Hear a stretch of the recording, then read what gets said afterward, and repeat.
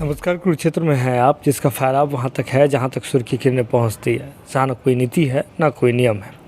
जहाँ न सूर्योदय के साथ युद्ध आरंभ होता है, न ही सूर्यास्त के साथ युद्ध समाप्ति की घोषणा होती है।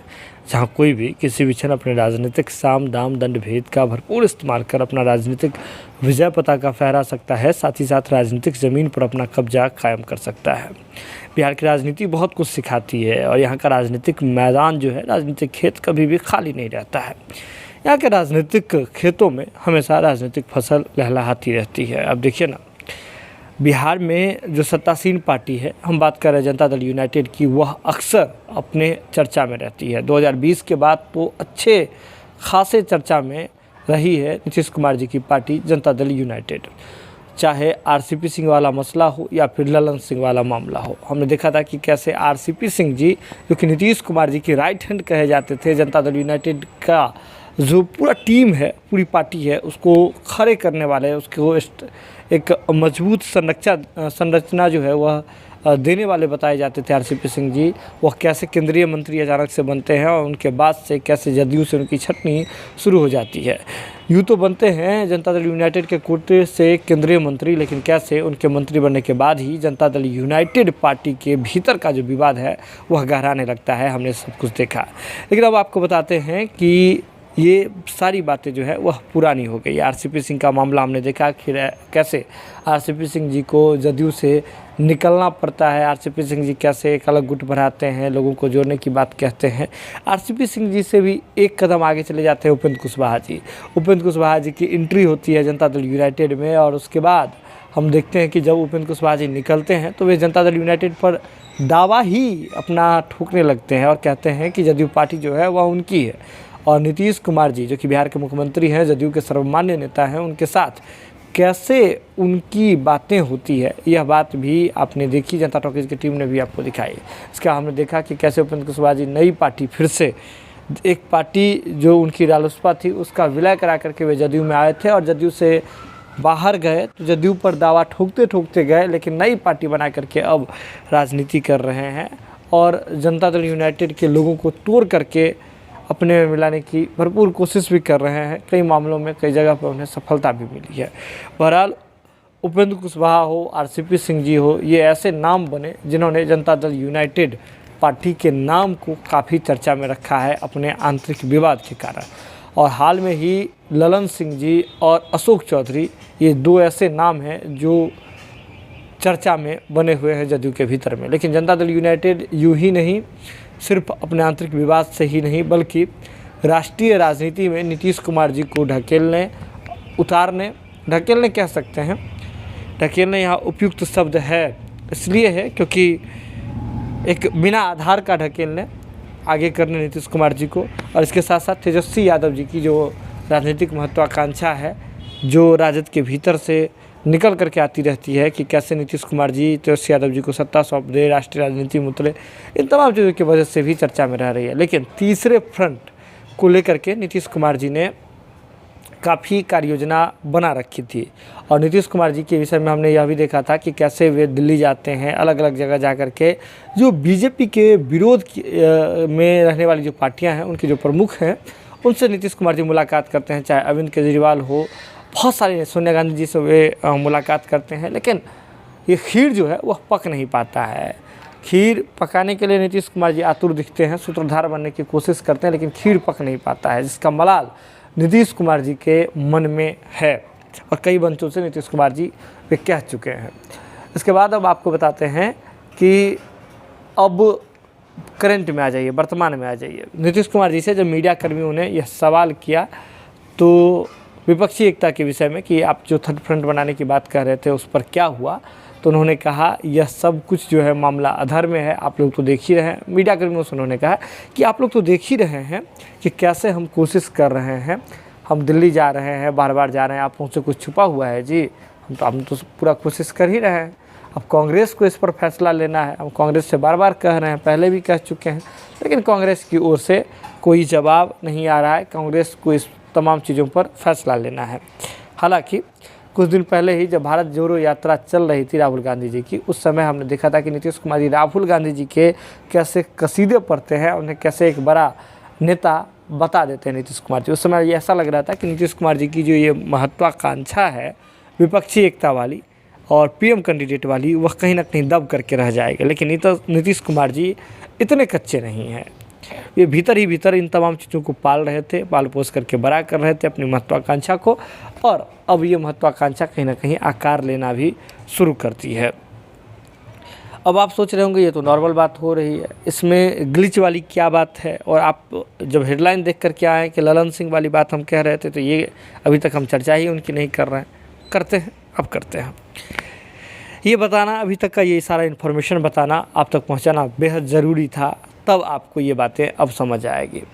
अब समझिए, एक और जहां नीतीश कुमार जी कल मीडिया कर्मियों की सामने यह बातें कह रहे थे, वहीं बिहार कांग्रेस के प्रदेश कार्यालय में महाराष्ट्र कांग्रेस के अध्यक्ष आए हुए थे और वे मीडिया कर्मियों को संबोधित कर रहे थे, प्रेस कॉन्फ्रेंस कर रहे थे। मुद्दा था राहुल गांधी जी का जो सदस्यता रद्द किया गया है लोकसभा से, जो उन्होंने मोदी कह करके जो उन्होंने मोदी को चोर कहा था, बहुत सारी चीज़ें कही थी, जिसके बाद जो है उन पर मामला दर्ज हुआ, बहुत सारी चीज़ें हुई और अंततः उनका लोकसभा का सदस्यता रद्द कर दिया गया। इस पर ये पूरा विवादित ये पूरा मामला है। हालांकि कोर्ट का फैसला था, तो इस पर सवाल नहीं उठाया जा सकता है।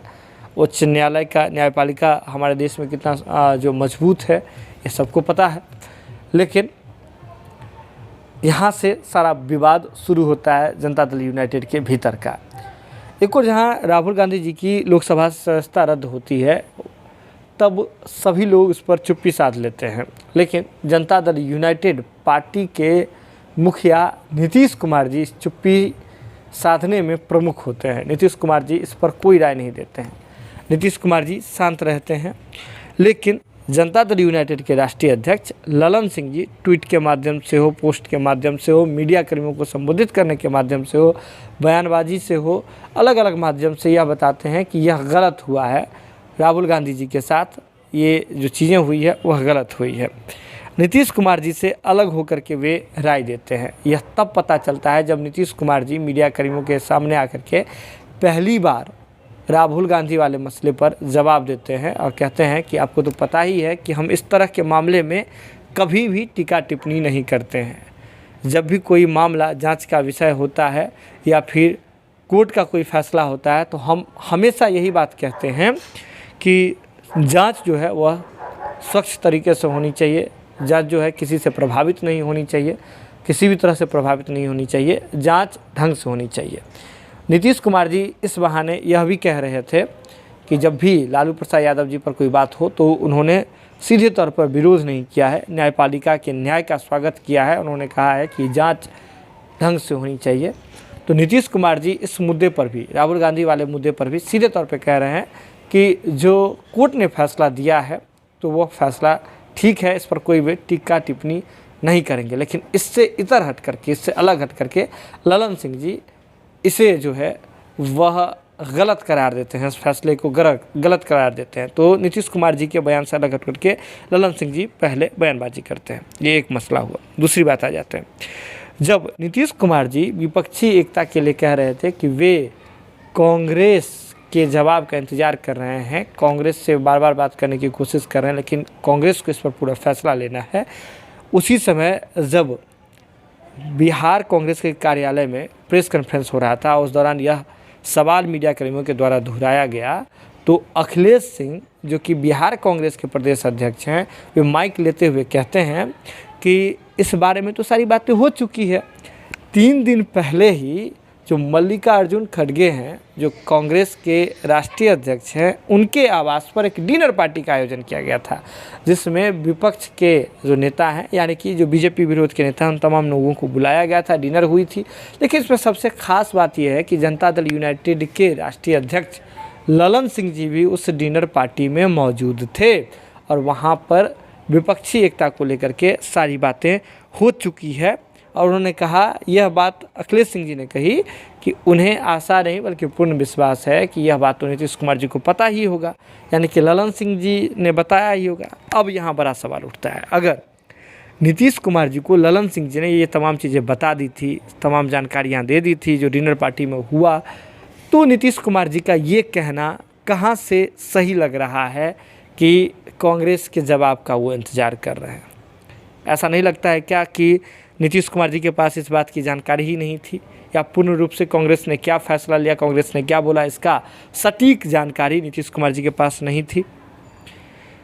इन तमाम चीज़ों को अगर देखें तो कहीं ना कहीं एक कोऑर्डिनेशन की कमी जनता दल यूनाइटेड में राष्ट्रीय अध्यक्ष और बिहार के मुख्यमंत्री और जनता दल यूनाइटेड के सर्वमान्य नेता नीतीश कुमार जी के बीच में विशेष रूप से देखा जा सकता है।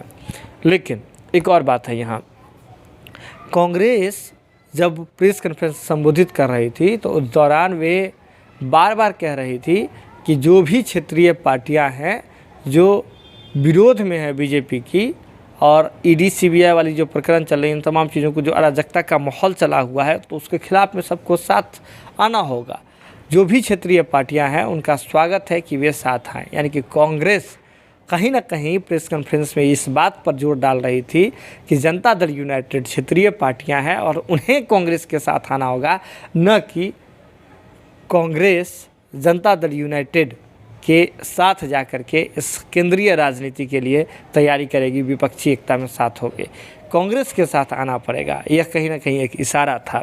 हालांकि डिनर पार्टी में क्या बात हुई, यह बात बेहद अहम थी, क्योंकि ये पूरा डिनर जो है वह बहुत मजबूत था राजनीतिक कदम को लेकर के।